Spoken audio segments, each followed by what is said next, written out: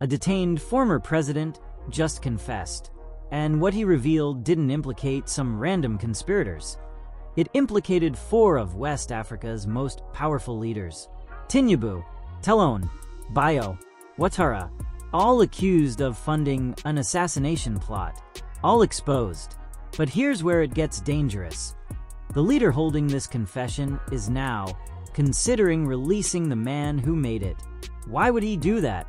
Because sometimes the most powerful move isn't to hide the truth, it's to let it breathe, to let it corrode everything. What happens in the next 72 hours could either reshape West African politics forever or ignite a conflict that destabilizes an entire continent. This is the moment everything changes. In the span of 72 hours, a detained former president made a confession that would shatter the fragile order of West African politics. What Ibrahim Traoré chose to do with that confession would either consolidate his grip on the Sahel or ignite a regional crisis that reaches far beyond the borders of Burkina Faso. This is the story of how one moment of leverage became a chess move in a game where the stakes are regime survival, regional dominance, and the redrawing of Africa's geopolitical map. On a morning in the capital, security forces escorted Paul-Henri Sandaogo Damiba, the general turned president turned prisoner, from his cell. He had been held for months. The charges: conspiracy. The reality: far more complicated. What happened in that interrogation room would never be officially confirmed. But within hours, whispers moved through African diplomatic circles, faster than any press release could travel. Damiba, facing the weight of imprisonment with no clear pathway to release, had spoken. And what he said implicated not just a handful of local conspirators, but some of the most powerful leaders in West Africa. The confession, pieced together through fragmentary intelligence reports and diplomatic cables that would later leak, alleged something that few analysts had dared to say publicly: that the plot to remove Traore was not a domestic affair. It reached across borders. It implicated 4 sitting heads of state, and it suggested that the geopolitical battle for control of the Sahel and West Africa's future was far more ruthless than the world understood. Bola Ahmed Tinubu, Patrice Talon, Julius Maada Bio, Alassane Ouattara. These were not fringe figures. Tinubu controlled Nigeria, Africa's largest economy and military power. Talon led Benin, a country with strategic positioning and growing diplomatic influence. Bio governed Sierra Leone, a nation rebuilding from civil conflict with increasing regional relevance. And Ouattara, though aging, remained a kingmaker in Côte d'Ivoire, still one of West Africa's economic anchors. If Damiba's allegations held even partial truth, it meant that the most powerful faction in West Africa had moved against Traore in concert, not as isolated actors, but as part of a coordinated strategy to contain the Sahel's new power center. But here's where the story becomes truly consequential. Traore did something unexpected. He considered releasing Damiba. This is where the stakes become clear. Not because Damiba mattered as an individual. He didn't. His presidency had lasted only months before Traore deposed him in a coup. Damiba was a footnote, a transitional figure, someone whose political moment had already passed. What mattered was what his release would signal. It would be an act of mercy or an act of psychological warfare. It would suggest that Traore was confident enough to let his predecessor walk free. It would imply that the confession had given him something far more valuable than a prisoner. It had given him leverage over 4 regional powers simultaneously. Consider the mechanics of this moment. Damiba had just accused 4 heads of state of conspiring against Traore. If released without prosecution, Damiba becomes a living witness to those allegations. He becomes someone who could speak freely, amplify those claims, destabilize the legitimacy of those 4 leaders. Tinubu would face pressure in Nigeria about alleged meddling in Sahel affairs. Talon would need to answer questions in Benin about whether his government was funding conspiracies.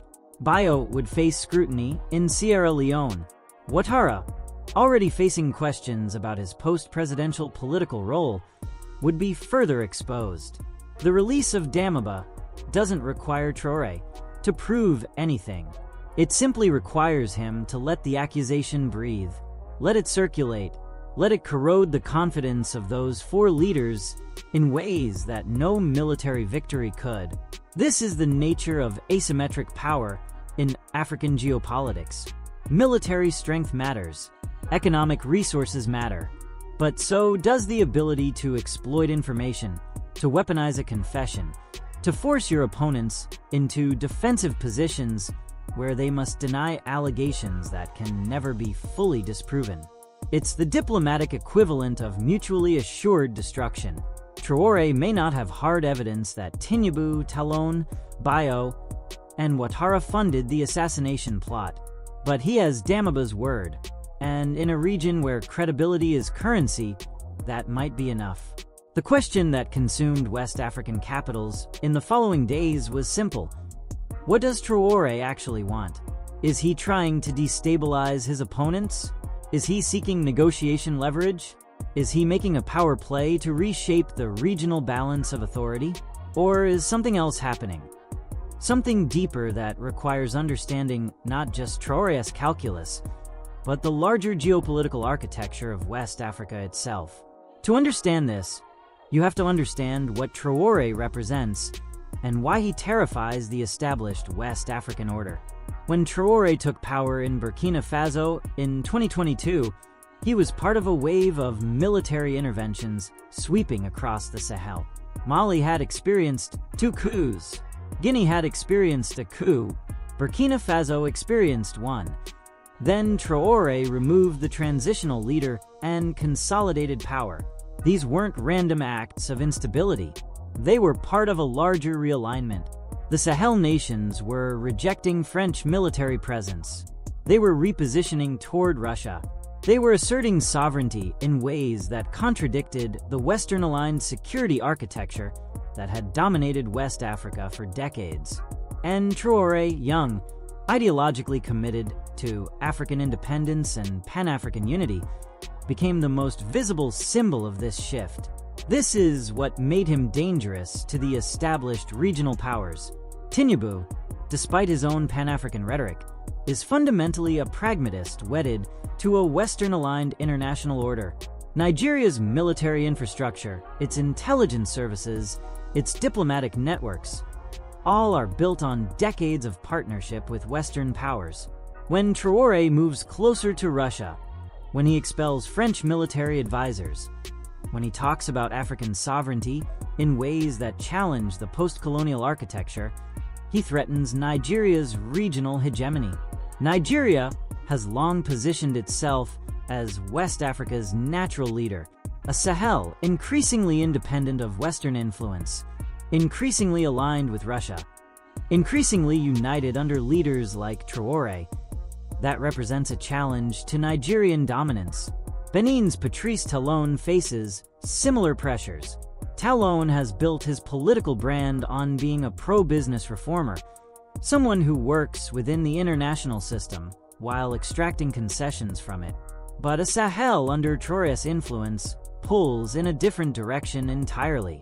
It creates space for alternative power centers, for leaders who don't need to negotiate with the traditional West African establishment because they have other partners. Julius Maada Bio in Sierra Leone is perhaps more directly threatened. Sierra Leone shares a border with Guinea, where military juntas have taken over. If the Sahel and Guinea move toward a unified bloc under Russian influence and anti-Western ideology, Sierra Leone becomes strategically isolated. Its only leverage comes from staying close to Nigeria and the broader ECOWAS framework. A realignment that strengthens the Sahel directly weakens Sierra Leone's position. And Ouattara, the elder statesman of Ivorian politics, represents the old guard. He was installed by Western intervention during Côte d'Ivoire's civil conflict. His entire political career has been built on Western support and regional consensus, a Sahel-led realignment that questions the legitimacy of that old order, directly challenges his legacy and his continued influence. So the alleged plot makes sense geopolitically, even if the specifics remain unconfirmed.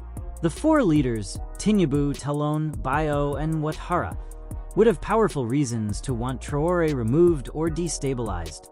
Whether they coordinated explicitly or whether their interests simply aligned doesn't matter for understanding the strategic logic. They all benefit if the Sahel remains fractious, divided, weak. They all lose if a unified Sahel bloc emerges under Traore's leadership. But here's what changes the equation. Damiba's confession, whether or not it's entirely accurate, gives Traore something he didn't have before. It gives him narrative control. It allows him to say, "Your leader tried to kill me. Your leaders are coordinating against the Sahel. Your leaders are slaves to foreign powers."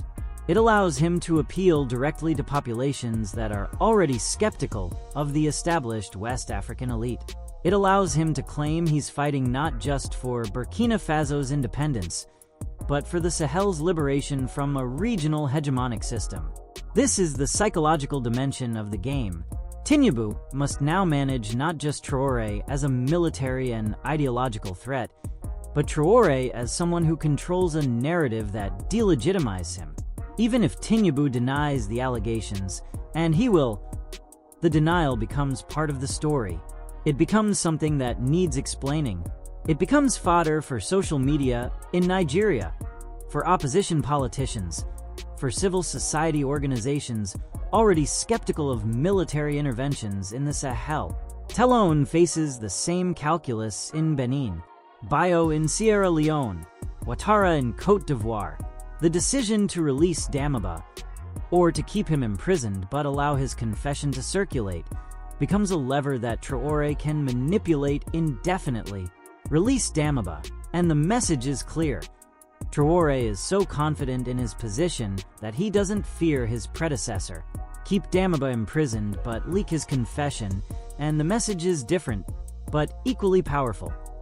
The conspiracy is real, the cover-up is happening, and Traore is protecting evidence of crimes committed by sitting heads of state.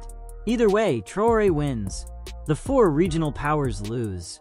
Now you begin to see why this moment matters beyond Burkina Faso. This is not a domestic political question. This is a question about the future structure of West African geopolitics. Will the region continue to be organized around Nigerian hegemony and Western-aligned institutions like ECOWAS? Or will the Sahel emerge as an independent power center, organized around different alliances, different ideologies, different external partnerships? The Sahel has been destabilized for 2 decades. Terrorism, climate change, economic collapse, state failure. These have been the defining features of the region. But what if the military interventions and the move toward Russia represent something else?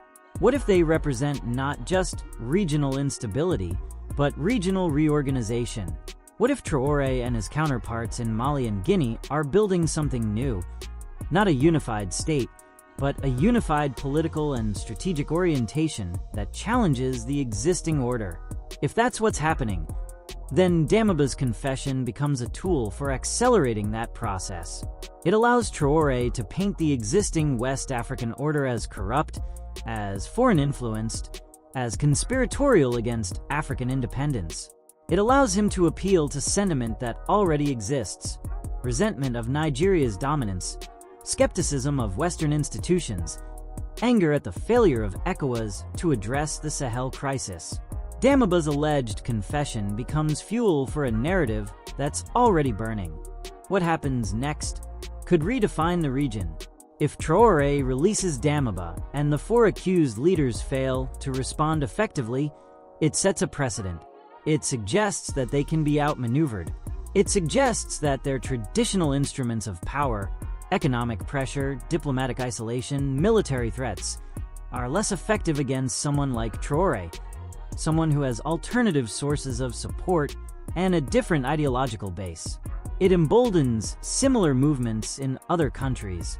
It accelerates the process of realignment. Conversely, if Tinubu, Talon, Bio, and Ouattara coordinate a response, if they move to isolate Traore further, to tighten economic pressure, to mobilize ECOWAS against him, then the conflict becomes explicit. It becomes public. It becomes a battle for the soul of West Africa, fought openly rather than through the shadows of intelligence operations and diplomatic cables. But there's a third possibility, and this is where the game becomes truly complex. What if Traore uses Damiba's confession not to release Damiba or to publicize the allegations, but to negotiate? What if he approaches Tinubu or Talon with a message: "I have your predecessor's confession to a plot coordinated by your government. I can release him. I can publish this. Or we can come to an understanding." That's not military leverage. That's blackmail at the highest level of African politics. It's the weaponization of information as a tool of statecraft. The beauty of Damiba's confession, from Traore's perspective, is that it works whether it's true or not. That's the critical point. Even if the plot was entirely domestic, even if Tinubu and the others had nothing to do with it, once Damiba has made the allegation on record, it exists. It can't be unmade. It can't be fully disproven. It can only be managed, navigated, and used as leverage in ongoing negotiations. This is where African geopolitics operates at a level of sophistication that international observers often miss. We tend to look at military coups and assume chaos. We see a detained former president and assume straightforward justice. We read allegations and assume they're either true or false. But what's actually happening is far more subtle. It's the use of legal processes, detention, confession, and the threat of disclosure as tools of strategic leverage. It's the conversion of political defeat into informational advantage. It's the transformation of a prisoner into a weapon. The question facing West African leaders now is how to respond to someone who has weaponized information in this way. Tinubu could deny the allegations and hope they fade. But denials rarely work in the age of social media and decentralized information networks. He could try to discredit Damiba, to say his confession was coerced or false. But that requires proving a negative, proving that Tinubu didn't fund a plot, which is nearly impossible. He could try to negotiate with Traore, to offer concessions in exchange for silence. But that establishes a precedent where military leaders can extract tribute from established governments. The deeper issue is that Tinubu and the other established leaders are working with tools designed for a different era of African politics. They have economic resources, diplomatic networks, military capabilities. These things matter, but they matter less when facing someone like Traore, who has already rejected the framework within which those tools are most effective. Traore doesn't care if Tinubu threatens economic sanctions. Traore is already building alternative economic partnerships. He doesn't care if ECOWAS isolates Burkina Faso. ECOWAS is already losing legitimacy in the Sahel. He doesn't care if the West imposes diplomatic pressure. The West is already losing influence in the region. So what Tinubu and the others are really facing is a generational challenge.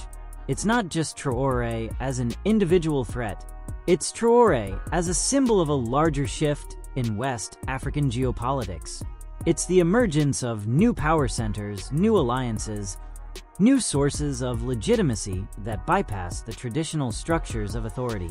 This is the larger context for Damiba's confession and Traore's response. In the short term, the question is tactical.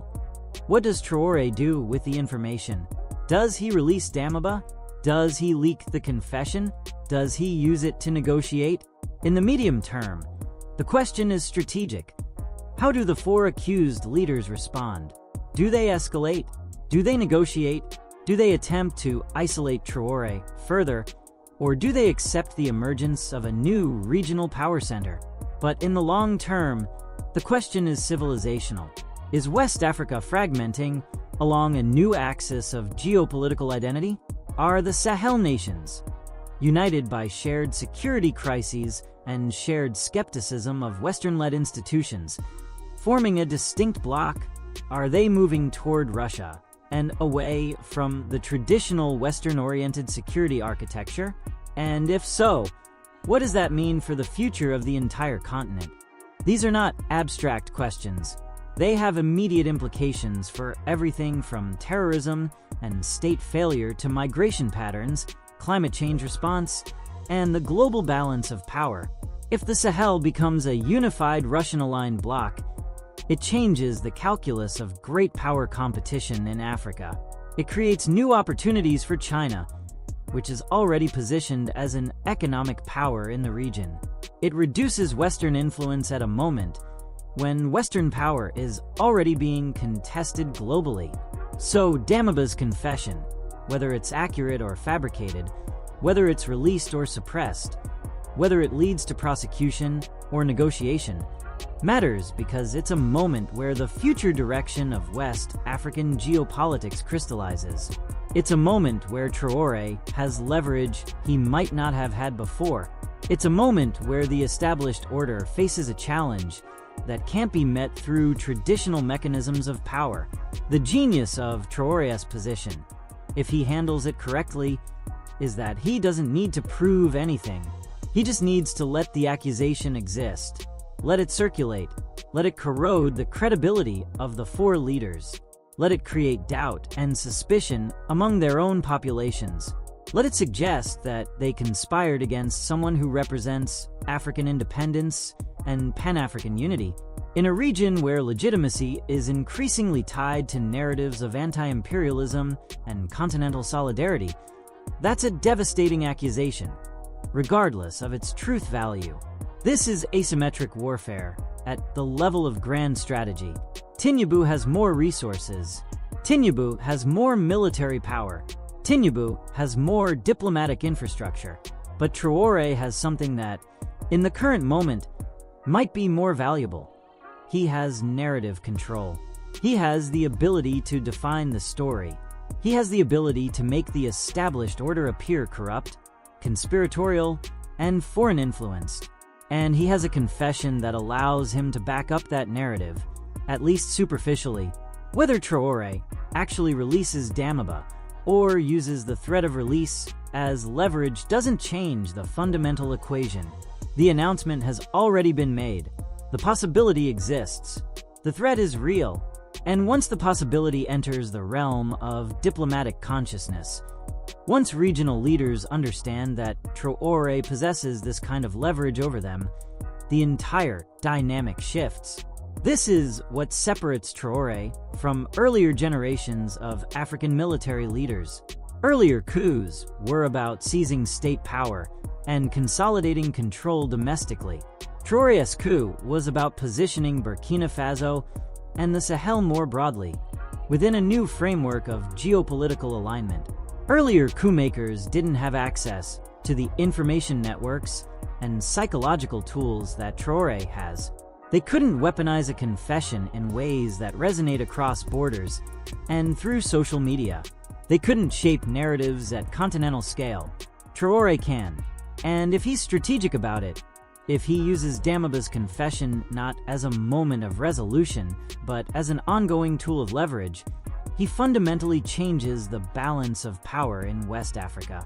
He transforms Damiba from a prisoner into a card in a much larger game. He transforms a domestic political crisis into a continental geopolitical statement. The irony, of course, is that releasing Damiba might be the most powerful move Traore could make. Not because it shows mercy, but because it shows strength. It shows that Traore is confident enough in his position that he doesn't need to keep his predecessor imprisoned. It shows that the confession has already done its work. It shows that Traore's power doesn't depend on holding Damiba, but on controlling the narrative around Damiba's alleged revelations. When you step back and look at the larger architecture of West African politics, this confession becomes a pivot point. On one side, you have the established order. Nigeria's hegemony, ECOWAS's institutional framework, Western security partnerships, the post-colonial arrangements that have structured the region for decades. On the other side, you have the emerging order, Sahel-centered power, Russian security partnerships, Pan-African ideological orientation, rejection of Western institutional frameworks. Damiba's confession, real or manipulated, gives Traore a tool to accelerate the transition from one order to the other. It allows him to make the case that the established order is corrupt, that its leaders conspire against African independence, that they're obstacles to continental unity. And it allows him to make this case in a way that's harder to dismiss, because there's a documented confession backing it up. This is why the decision about what to do with Damiba matters so much. It's not a criminal justice question. It's a geopolitical question. It's not about whether Damiba gets a trial or goes free. It's about whether Traore uses this moment to consolidate a new framework of West African power, or whether he allows it to be neutralized by the established order. The next 72 hours after Traore's decision will tell you something crucial about the future of West African geopolitics. Will the region realign around a Sahel-centered bloc, or will the established powers manage to contain that shift? Will Tinubu and the others find a way to respond effectively, or will they be outmaneuvered by someone who understands the new rules of African power play better than they do? Is this a strategic move that reshapes the region, or the start of a larger conflict that destabilizes West Africa for years to come? The answer depends on what Traore does with a confession, a prisoner, and the leverage that only a moment like this creates. And right now, as diplomats scramble and intelligence agencies assess, that answer remains unclear. But one thing is certain: West Africa will never look quite the same again once this moment passes. The old order is being challenged in ways that transcend military coups and security interventions. It's being challenged at the level of legitimacy, narrative, and the fundamental question of who gets to define the future of the continent.